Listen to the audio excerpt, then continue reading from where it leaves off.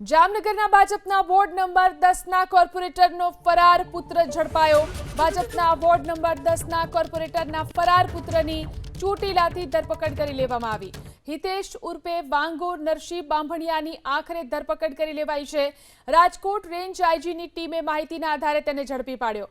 Corporator પુત્ર વાંકાનેરમાં 2 કરોડના દારૂના ગુનામાં ફરાર હતો। માર્ચ મહિનાથી કોર્પોરેટર પુત્ર દારૂના ગુનામાં ફરાર હતો। હિતેશ ઉર્ફે વાંગાના માતા મંજુલાબેન બાંભણિયા કોર્પોરેટર છે।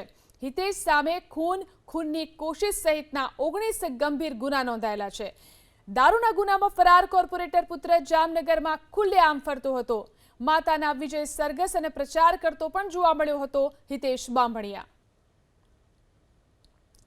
આ વિશે વધુ જાણકારી મેળવી અમારા સંવાદદાતા રવિ બુદ્ધદેવ ફોન લાઈનથી જોડાયા છે। રવિ, છેવટે આ હિતેશ બાંભણિયા ઝડપાયો છે, શું કાર્યવાહી?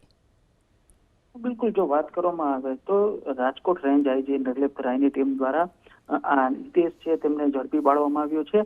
હિતેશ બાંભણિયા છે, તેમના માતા છે તે જામનગર મહાનગરપાલિકાના વોર્ડ નંબર 10ના નવનિયુક્ત કોર્પોરેટર મંજુબેન બાંભણિયા છે।